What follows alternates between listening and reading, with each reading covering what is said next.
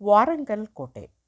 ವಾರಂಗಲ್ ಭಾರತದ ಅತ್ಯುತ್ತಮ ಪಾರಂಪರಿಕ ನಗರಗಳಲ್ಲಿ ಒಂದಾಗಿದೆ. ಹೈದರಾಬಾದಿನಿಂದ 150 ಕಿಲೋಮೀಟರ್ ದೂರದಲ್ಲಿದೆ. 12 ಮತ್ತು 14ನೇ ಶತಮಾನದ ನಡುವೆ ಆಳಿದ ಮಹಾನ್ ಕಾಕತೀಯ ದೊರೆಗಳ ರಾಜಧಾನಿಯಾಗಿತ್ತು. ಕಾಕತೀಯ ರಾಜವಂಶದ ಪ್ರೋಲ ರಾಜನು 12ನೇ ಶತಮಾನದಲ್ಲಿ ಸುಂದರವಾದ ನಗರವನ್ನು ನಿರ್ಮಿಸಿದನು. 200 ವರ್ಷಗಳ ಕಾಲ ಆಳಿದ ಕಾಕತೀಯರು ಭವ್ಯವಾದ ಸ್ಮಾರಕಗಳು, ವಾರಂಗಲ್ ಕೋಟೆ, ಸ್ವಯಂಭೂ ದೇವಾಲಯ ಎಲ್ಲವನ್ನೂ ಬಿಟ್ಟು ಹೋಗಿದ್ದಾರೆ. ವಾರಂಗಲ್ ಕೋಟೆಯು ವಾರಂಗಲ್ ಮತ್ತು ಹನುಮಕೊಂಡ ನಡುವಿನ 19 ಕಿಲೋಮೀಟರ್ ವ್ಯಾಪ್ತಿಯಲ್ಲಿ ಹರಡಿದೆ. 13ನೇ ಶತಮಾನದಲ್ಲಿ ಕಾಕತೀಯ ರಾಜ ಗಣಪತಿ ದೇವರ ಆಳ್ವಿಕೆಯಲ್ಲಿ ನಿರ್ಮಿಸಲಾಗಿದೆ. ಈ ಕೋಟೆ 4 ದೊಡ್ಡ ಕಲ್ಲಿನ ದ್ವಾರಗಳನ್ನು ಹೊಂದಿದೆ. ಈ ಕೋಟೆಯನ್ನು ಯುನೆಸ್ಕೋದ ವಿಶ್ವ ಪರಂಪರೆಯ ತಾಣದ ಪಟ್ಟಿಯಲ್ಲಿ ಸೇರಿಸಲಾಗಿದೆ. ಇವರ ಆಳ್ವಿಕೆಯ ಕಾಲವನ್ನು ಸುವರ್ಣಯುಗ ಎಂದು ಕರೆಯಲಾಗಿತ್ತು.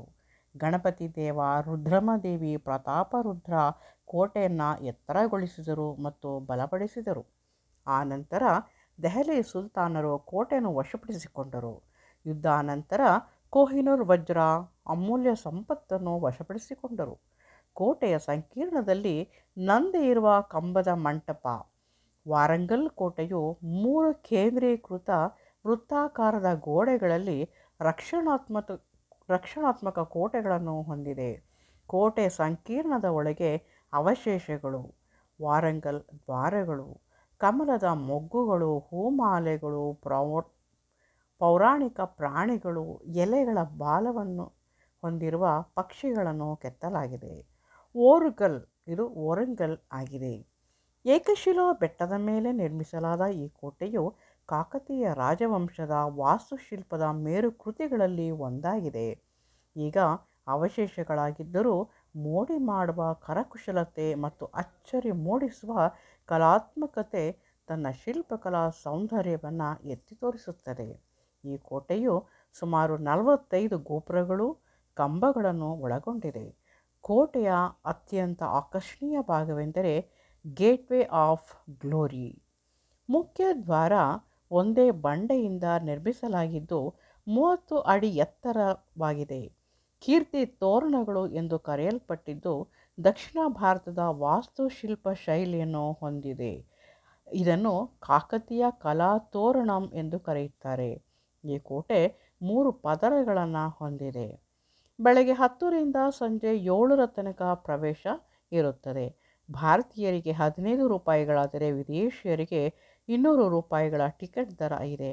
ವಾರಂಗಲ್ ರೈಲ್ವೆ ನಿಲ್ದಾಣದಿಂದ 5 ಕಿಲೋಮೀಟರ್ ದೂರದಲ್ಲಿದೆ. ಕೋಟೆಯ ಅವಶೇಷಗಳನ್ನು ಗಮನಿಸುವಾಗ ವಾಸ್ತುಶಿಲ್ಪದ ಭವ್ಯತೆಯನ್ನು ಎಷ್ಟು ನೋಡಿದರೂ ಸಾಕಾಗದು. ಇದು ಕೇವಲ ಕಲ್ಲು ಗಾರೆಗಳ ರಚನೆಯಲ್ಲ, ಭಾರತದ ಇತಿಹಾಸದ ಪುಸ್ತಕವಾಗಿದೆ. ಸಂಕೀರ್ಣವಾದ ಕೆತ್ತನೆಗಳು, ಜಿಯೋಮೆಟ್ರಿಕಲ್ ಮಾದರಿಗಳು ಮತ್ತು ಗಟ್ಟಿಮುಟ್ಟಾದ ಆರ್ಟಿಯನ್ ಶೈಲಿಯ ವಾಸ್ತುಶಿಲ್ಪ ಹೊಂದಿದೆ. ಕೋಟೆಯ ವಾಸ್ತುಶಿಲ್ಪ ರಕ್ಷಣಾತ್ಮಕ ಮಿಲಿಟರಿ ರಚನೆಗಳು ಮತ್ತು ಸೌಂದರ್ಯದ ಅಲಂಕಾರಗಳ ಮಿಶ್ರಣವಾಗಿದೆ. ಅವಶೇಷಗಳ ನಡುವೆ ನಡೆದಾಡುವಾಗ ಹಿಂದಿನ ಪ್ರತಿಧ್ವನಿಗಳು ಜೀವಂತವಾಗುತ್ತವೆ.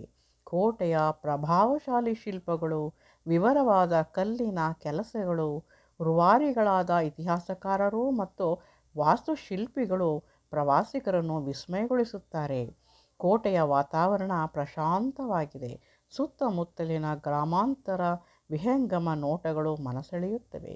ಇತಿಹಾಸ ಪ್ರಿಯರಿಗೆ, ಸಾಂಸ್ಕೃತಿಕ ಪರಿಶೋಧಕರಿಗೆ ವಾರಂಗಲ್ ಕೋಟೆಯು ಶೈಕ್ಷಣಿಕ ವಿಸ್ಮಯಕಾರಿ ಅನುಭವವನ್ನು ನೀಡುತ್ತದೆ. ಇದು ಭಾರತದ ವಾಸ್ತುಶಿಲ್ಪ ಪರಂಪರೆಯ ಕಿರೀಟದಲ್ಲಿ ಒಂದು ಆಭರಣವಾಗಿದೆ. ಗತಕಾಲದಲ್ಲಿ ಮುಳುಗಿದ ಆರ್ಟಿಯನ್ ವಾಸ್ತುಶಿಲ್ಪದ ವೈಭವವನ್ನು ವೀಕ್ಷಿಸಲು ಬಯಸುವವರಿಗೆ ವಾರಂಗಲ್ ಕೋಟೆ ಭೇಟಿ ನೀಡುವುದು ಒಂದು ವಿಹಾರ ಸ್ಥಳವಾದರೆ ಇನ್ನೊಂದು ಸ್ಮರಣೀಯ ಜ್ಞಾನವನ್ನು ನೀಡುತ್ತದೆ. ನಾವೀಗ ಆ ಕೋಟೆಯ ಅವಶೇಷಗಳಾಗಿದ್ದರೂ ಅದರಲ್ಲಿರುವಂತಹ ಸುಂದರವಾದಂತಹ ಶಿಲ್ಪಕಲಾ ಸೌಂದರ್ಯವನ್ನು ವೀಕ್ಷಣೆ ಮಾಡ್ತಾ ಇದ್ದೀವಿ. ಅಲ್ಲಿ ಹಾಳಾಗಿರುವಂತಹ, ಭಗ್ನಗೊಂಡಿರುವಂತಹ ಶಿಲ್ಪಕಲೆಗಳನ್ನು ನೋಡ್ತಾ ಇದ್ದರೆ ನಮಗೆ ಬಹಳ ಬೇಸರವಾಗುತ್ತದೆ. ಯಾವುದೇ ಒಂದು ದೇವಾಲಯ ಆಗ್ಬೋದು ಅಥವಾ ಯಾವುದೇ ಆಗ್ಬೋದು, ಅದರ ಭಗ್ನಗೊಂಡಿರುವ ಅವಶೇಷಗಳ ಹಿಂದೆ ಆ ಮೊಘಲರ ಒಂದು ದಾಳಿಕೋರರ ಒಂದು ಕೈ ಚಳಕ ಇರುವುದನ್ನು ನಾವು ನೋಡ್ತಾ ಇದ್ದೀವಿ. ಇದು ಬಹಳ ದುಃಖಕರವಾದಂತಹ ಒಂದು ಸಂಗತಿ. ಇಲ್ಲಿ ನಾವು ಒಂದು ಆ ಕೋಟೆಯ ಅವಶೇಷಗಳು ಮತ್ತು ಆ ಆನೆಗಳು, ಕಲಾ ತೋರಣಗಳು, ಇವೆಲ್ಲದರ ಒಂದು ವಿಹಂಗಮ ನೋಟವನ್ನು ನಾವಿಲ್ಲಿ ಕಾಣ್ತಾ ಇದ್ದೀವಿ. ಆ ಸುಂದರ ಉದ್ಯಾನವನದ ಮಧ್ಯದಲ್ಲಿ ಹಾಳಾಗಿರುವಂತಹ, ಭಗ್ನಗೊಂಡಿರುವಂತಹ ಕಂಬಗಳು, ಹಲವಾರು ಶಿಲೆಗಳು, ಹಲವಾರು ರೀತಿಯ ಚಿತ್ರಗಳನ್ನು ನಾವಿಲ್ಲಿ ಗಮನಿಸ್ತಾ ಹೋಗ್ತಾ ಇದ್ದೀವಿ. ಅಷ್ಟು ಸುಂದರವಾದಂತಹ ಕೋಟೆಯನ್ನು ಹಾಳುಗೆಡವಿ ಅದನ್ನು ಅವಶೇಷಗಳ ರೂಪಕ್ಕೆ ತಂದಿದ್ದಾರೆ. ಇವೆಲ್ಲವನ್ನು ನೋಡಿದಾಗ ನಮಗೆ ಹಾಳಾಗಿರುವಂತಹ ಈ ಕೋಟೆಯ ದೃಶ್ಯಗಳು ಬಹಳ ಬೇಸರ ತರಿಸುತ್ತದೆ.